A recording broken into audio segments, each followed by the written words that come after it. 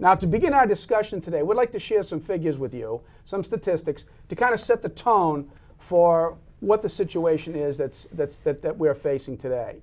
And I'm going to review some very, very simple slides with you to kind of give you a flavor of what's actually happening. First slide that I'm going to talk is just the general figures of opioid deaths in the United States for 2016. As you can see, the general total is 64,000 deaths. It's astronomical. It basically, in 1 year, we have exceeded the total casualties for the Vietnam War. Of that 64,000 deaths, 32,000 were attributed to prescription use of opioids. And it gives you a feeling for how significant this problem really is. I think we're faced with a lot because I don't think our parents really understand what the kids are up to. People aren't sitting around and talking with their kids. When we do a lot of programs with our behind closed doors, we find a lot of parents won't enter their kids' rooms, so they're not knowing what the kids are hiding and stashing in their rooms. And obviously it's something that they're not going to tell their mother, that they're going to Lowell to get their buy, or they're buying, ADHD meds at school. So they're taking them home and stashing them. I think the family's got to start talking about all of this, because it's just breaking down. And do you know where your kids are going out at night? Where are they hanging out? Whose house are they going to a party? Are their parents home?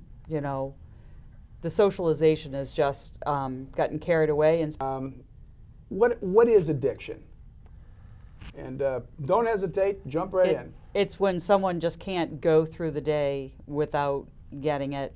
Most people that have a substance abuse addiction, they're not going to make it through the day. They have to get that next fix. They have to keep on that high euphoria.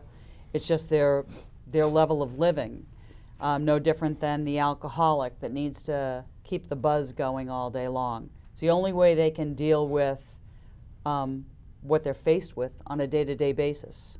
And they'll deal with their addiction at any cost, losing family, stealing from people, harming people, going to even worse reputable drug dealers than they would normally deal with. Okay. But anything to get up to that high that they need to sustain themselves on. Now, there's physical aspects of addiction, right? I mean, it's not just is it just a mental thing, or is there actually physical consequences when you become addicted to opioids? When you have an addiction, you're going to see a change in the character of the person. They're going to hang out with different people. They're going to have different sleeping attitudes. Their eating attitudes change. They typically will drop a lot of weight, get very sullen in their cheeks. They're not eating, they're not sleeping, they're not bathing. They're typically wanting to drink a lot of fluid because it'll dry out all your membranes on you. Okay. So the behavioral changes become drastic and noticeable by people that are observing. And there are physical consequences for withdrawal as well, right? Withdrawal is a nasty thing for people to have to go through. Can you explain a little bit of it? People will say that their skin just becomes like it's crawling, that they feel like they have insects all over them. Any kind of withdrawal from an addiction, your whole nervous system and all your systems in your body, they're taking a big hit. So it's painful, and you shouldn't withdraw from an addiction on your own, because you can go into fatal heart attacks. Your nervous system can shut down on you. It's about that conversation. It's about parents having an understanding of where their sons or daughters are going out, what they're involved in, checking their vehicle. I mean, if they've got 4 or 5 bottles of Visine in their vehicle, for what? Mm-hmm. Ask the questions. Mm-hmm. Look in your son or daughter's car. Check the glove compartment out. It's your house. As a parent, it's your house. Check the room. Make sure it's safe, that they're not hiding something and so forth. We have to be the ones. If you put your head in the sand, something's going to happen, and you don't want to be that family member that has to deal with that. Trust me. That's the hard truth right there. Mm-hmm. And more parents that have kids that end up having overdoses and dying say, I didn't even see it coming. I didn't even realize my child had an addiction. A lot of the treatment for depression and anxiety involves the prescription of opioid drugs. I mean, is that correct? Yes, that is correct. And you know, a lot of the kids and more are on ADHD drugs, okay? And the parents really have to be aware of, why am I 3 days short or 4 days short on my 30-day prescription? Where's those 4 drugs? You know, and I think most of the kids in school, Jim, come in already have taken it. Correct. Right, Correct. okay. Or they're stored down at the nurse. But we have seen in the past couple of years that students will crush it up and take it before an exam. Really? A student that is not prescribed that particular drug, Dennis. So we'll see that, and there was an increase in that. So we made sure that either the parents are distributing that at home, or it's in the nurse's office. Wow. They cannot have it on their person. Wow. My big thing, it's all about money, you know, and it's all going back to the big pharmacies producing this. And from what I read, I get a couple of different things, but somewhere in the 60s or 70s, the doctors were being trained that if a person has an illness or has a pain, okay, solve the pain, or get rid of the pain, then solve the problem, okay? Well, the pharmacy says, we can do that very easy. So they started more and more opioids, and I mean, we've had opioids for years. Yeah. But they just started more and more, so now it's more and more available. And people are being prescribed, 30 days of opioids, and they need 3. So the Massachusetts just changed the law to help out. You used to go to an ER, and the doctor would issue 30-day subscription to opioids to solve the pain. Just a quick statistics on pharmaceutical companies' payments to doctors. For the past 4 years, the US government has published the amounts paid by drug and device companies to doctors and teaching hospitals. The total in 2016 was $8.2 billion. More than 630,000 physicians have payment records. For example, Purdue Pharma, which makes OxyContin, made almost 80,000 transactions in 2016, worth more than $7 million in total. In the UK, in 2016, pharmaceutical companies spent $153 million as payments to doctors, which is less than 2% of the amount spent in the US.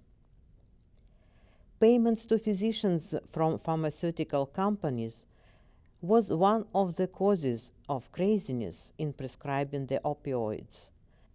According to the Center for Disease Control report, an increase of 300% in opioid sales since 1999 was seen, while no increase in pain complaints. 80% of the global opioid supply is consumed in the US, while only 5% of global populations lives in there. Well, in talking to a lot of the kids that are headed down the wrong path, they're having parties that we spoke about before, and to go to the party, you need to bring some pills. So you can go to your own medicine cabinet, go visit grandma, go visit a neighbor, take some pills, take it to a party, and they put them in a bowl, and the kids don't even know what they're taking. But it's a social thing, and they, just take one, you'll be okay. But what they don't realize is if you have an addictive nature in your family, so if grandmother, grandfather, uncle, aunt has had an addiction, whether it be drugs, alcohol, you have a 70% better chance of becoming addicted to a substance. And it's in your bloodline. So talk about prevention, yeah, right. Yeah, so you take it once, and you want that euphoria again. So then you're, going back to the same medicine cabinet, getting the old perks and everything else that's sitting in there. If we could do it. The pressures of social media today. Okay. Everybody puts on, my life is great, everything is perfect in my world and so forth. And it's not. But the pressures are there that kids want to think and believe that it is. Families want to believe that it is. Yeah. And it's not. Social media is that new animal today that's so new to all of us. Yeah. And it constantly drives these students to be better than maybe than what they That's are. Interesting You observation. know? So yeah, very interesting. I just think that that's one of those components that's come in that drives our students and raises the stress level. And how do you resolve the stress level? Take an opioid. And then there's the phenomenon of cyberbullying and things like that. Exactly. That adds to it, right? Exactly. Smoke marijuana supposedly makes me feel better. I study better and so forth. Those are all lies. Yeah, yeah.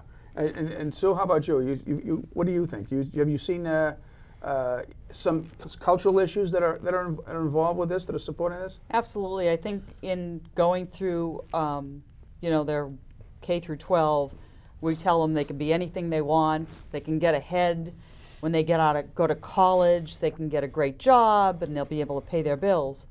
Well, the truth of it is, these kids are getting so far in debt in college and they can't find a job. And they're lucky if they can pump gas or a waiter or waitress, and they're still faced with all these bills. They can't handle it. They can't, and the social media, they're not going to tell their friends that, hey, I'm, making tips, that's it. You don't want to be the one that doesn't make it. So in other words, there's been an expectation created that the reality is very difficult to meet. Right, and the parents are like, you got to be on all the teams. You got to be on the travel team. You got to be on the honor society. They've got these kids so overscheduled that they're so stressed out, they have no time to breathe. For me, it's very close to home. Okay. I had a sister that was 15 years older than me and was a nurse and had access to those kinds of products. And as a young man, I watched my sister battle through addiction. I watched my parents help her battle through addiction. It was something she could never beat. It was something, she has since passed. It wasn't from the addiction, but I can remember myself having a knee surgery and having to make sure that we put the opioids away. My mother was concerned. Later in life, when she would visit, and there was a situation I can clearly remember with me and my wife. We went into the the medicine chest right after she had left and realized that she had taken those drugs. There was nothing left in the bottle. So it hit very close to home, and it was a battle that she could never beat. And unfortunately, she lost her life to cystic fibrosis. But along the way, that contributed to health problems all along the way, and significant stress for my mom and dad. Living at home with that kind of issue for myself was something that left a long-lasting impression on me. Well, thank you for sharing that story with us. That's important. So, anybody else? Yeah, I have a niece whose daughter became an addict at 14. The mom was busy taking care of her son dying of brain cancer, and the daughter got wrapped up with the wrong people. Ended up robbing from anyone, went down the whole coastline stealing drugs, doing whatever they could to pay their bills. Every person that she seemed to get attached to was that much worse, and the family spending money for 19 rehabs that she was sent to. The last one, $75,000 that my niece had to pay. Currently today is her 1-year pin that she's has kicked it. She's got a new little baby, and we're hoping that this is a positive change. But as an addict, even in recovery, every day, every moment. It's a day-by-day prospect. It is. Yeah. You never know what's gonna just turn you and put you back in that position. Now, I was going to ask you right now. You've very few people ever ask police officers what they see, okay? But you've seen a few things over the years. What has been your experience over your career, as well as working with the Westford Board of Health, with regard to the impact on families in the community with regards to substance abuse? What sticks with you?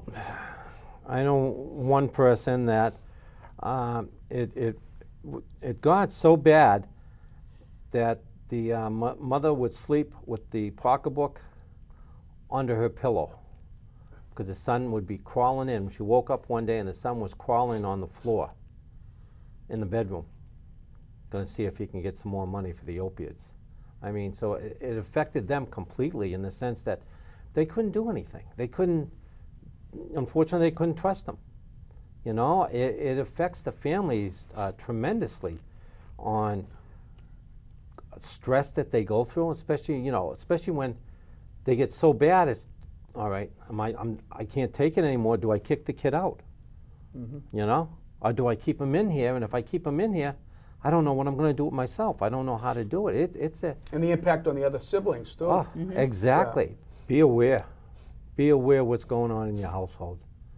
Don't have a closed eye. That, to me, you know, the parents are the last to know.